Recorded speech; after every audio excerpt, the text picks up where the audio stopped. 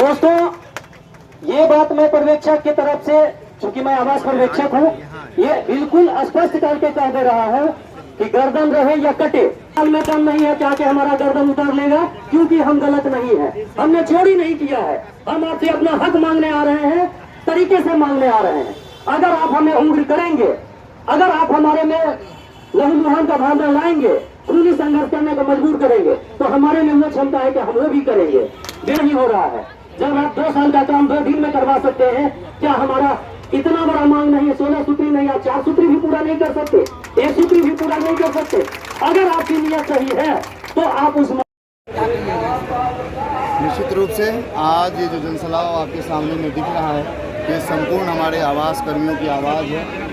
पिछले कई सालों से जो हम लोगों ने अपनी मांगों को लेके शांतिपूर्ण तरीके से विभाग और सरकार के पास पत्राचार के माध्यम से या सदैव उपस्थित होकर भी रखते आ रहे थे, उन हमारी मांगों पर सहानुभूतिपूर्वक विचार सरकार और विभाग के द्वारा नहीं किया गया। उसका परिणाम आज ये जनसलाह आपको अपने सड़क पे दिख रहा है।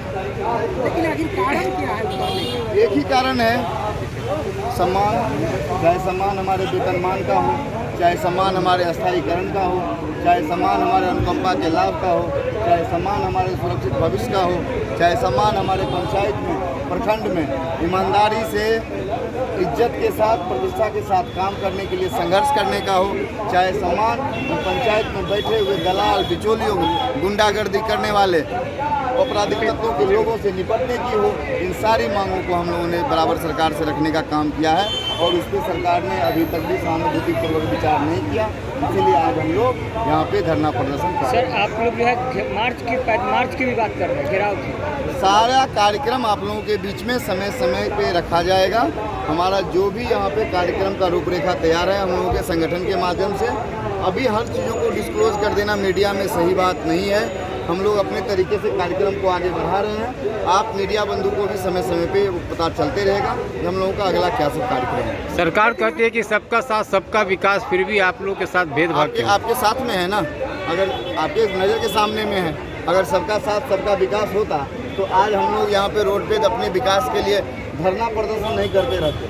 हम सभी आदमी जन कल्याणकारी योजना में कार्यरत हैं और जनता के काम को आगे बढ़ाने के लिए हम लोग हमेशा से जाने जाते रहे हैं। इस चीज़ को सरकार भी मानती है, बिहार सरकार तो छोड़ दीजिए, भारत सरकार भी मानती है। आपको मैं बता दूं, आप लोगों के माध्यम से मैं सरकार को भी बता दूं, जो आप हमारे किए गए कामों के आधार पे अवार्ड पाते हैं, आपको हमारे किए गए कामों के आधार पे प्रशस्ति पत्र मिलता है और यहाँ पे हम भरपेट भोजन के लिए आपके पास गुहार लगाते हैं, अपने इज्जत के लिए आपके पास गुहार लगाते हैं, अपने सुरक्षित भविष्य के लिए आपके पास गुहार लगाते हैं, तो हमको नहीं मिल पाता है। तो ये दोहरी नीति क्यों? मैं आपसे खैरात थोड़ी ही मांग रहा हूँ। हमने जो काम किया उस काम का मैं आपसे फल मांग रहा हूँ। क्या लगता है 2025 का विधानसभा का चुनाव है और यदि आपकी मांगों को नहीं मानी जाती है तो क्या आप 2025 के विधानसभा चुनाव में? हम लोग कर्मी जरूर हैं, उससे पहले जनता भी है और जनता है तो हमको वोट देने का भी अधिकार है।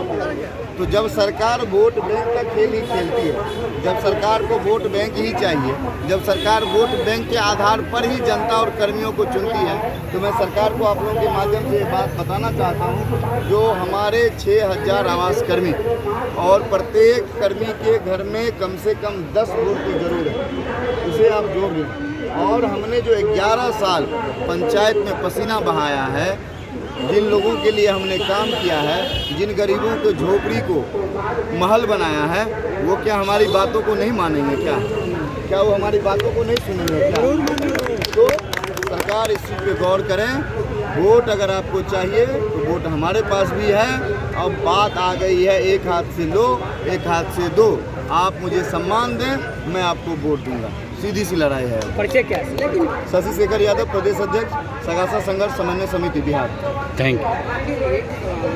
दिन से हम लोग इस धरना पे अपने जिला में हड़ताल पे बैठे हुए थे, जिसका मुख्य कारण है कि हम लोग आज 11 साल से सरकार की जो जन कल्याणकारी योजना है उसका निष्पादन समय समय पर कर रहे हैं, लेकिन सरकार हम लोग की मांग, हम लोग का जो एक वेतन निर्धारण किया गया है केंद्र सरकार के द्वारा, उस अनुरूप ही हम लोग को वेतन नहीं मिलता। 13,000 रुपया में, जो कि आजकल मजदूर से भी कम वेतन है, वो भी समय पर नहीं दे पाता है। तो क्या आगे आप लोग की क्या रणनीति रहेगी यदि आपकी मांगे नहीं मानी जाए? आगे हम लोग का मांग यही है, जो सरकार से हम लोग पूरे प्रदेश से आज हम लोग यहाँ एकजुट हुए हैं। सरकार अगर हम लोग का मांग नहीं मानती है तो हम लोग आगे इस आंदोलन को और मजबूत करेंगे, और अगर सरकार नहीं मानती है तो हम लोग सरकार से एकदम कलमबंद हड़ताल करेंगे, और उसके बाद भी नहीं मानती है तो हम लोग सरकार से सत्ता से गिराने का, उसको सत्ता से निकाल फेंकने का काम करेंगे। क्या नाम हुआ? मेरा नाम संदीप कुमार हुआ, बेगूसराय जिला से। क्यों जमे हुए हैं? आज हड़ताल का हम लोग का 7वां दिन है।